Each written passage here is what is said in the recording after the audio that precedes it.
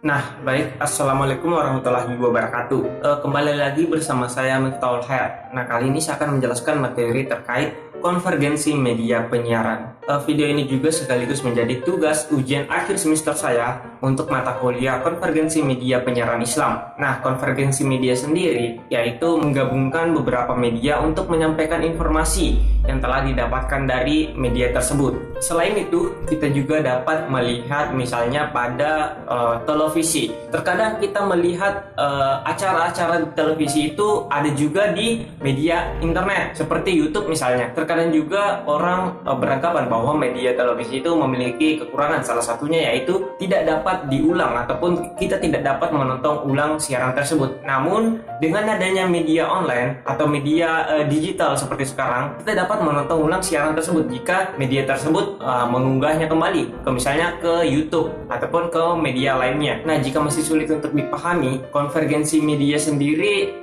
dapat dicontohkan seperti misalnya channel yang berada di televisi yaitu Kompas TV, yang dimana Kompas TV ini juga memiliki usaha cetaknya sendiri yaitu Surat Kabar Kompas. Ini yang dimaksud sebagai konvergensi media, yang dimana dia ada di media televisi, dia ada juga di media cetak. Jika kita membahas konvergensi secara luas, itu dapat kita lihat misalnya pada aplikasi yang kita gunakan sekarang. Apa sih aplikasi yang paling sering kita gunakan? Misalnya contoh saja aplikasi yang bernama Shopee, Tokopedia. Itu merupakan suatu konvergensi juga. Kenapa? Karena dia yang tadinya kita belanja di pasar, kita belanja di toko, sekarang kita bisa berbelanja melalui aplikasi tersebut. Itu yang dinamakan multi platform, yang tentunya menjadi sebuah perkembangan digitalisasi yang ada khususnya di Indonesia. Setelah tadi kelebihannya mempermudah akses kita, mempermudah kita dalam melakukan sesuatu, mempermudah kita dalam berinteraksi, mendapatkan informasi. Tentunya dari hal ini kita juga ada kekurangannya. Yaitu apa sih yang menjadi kekurangan dari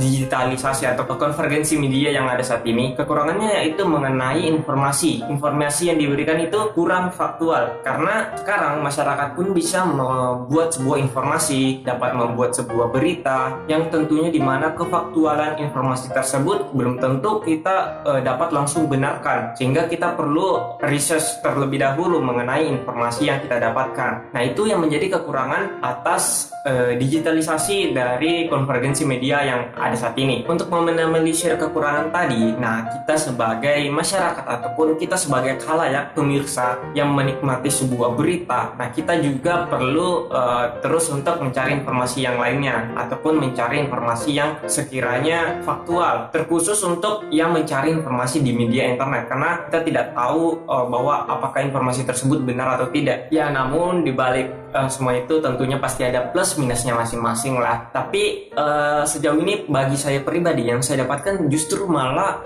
banyak hal-hal positif yang dapat saya dapatkan. Misalnya saja saat saya membutuhkan sebuah kendaraan, sedangkan kita berada jauh misalnya dari tempat misalnya pangkalan motor gitu, pangkalan ojek. Sekarang kita bisa menggunakan aplikasi misalnya Grab, Gojek, sehingga mempermudah akses kita juga sebagai masyarakat.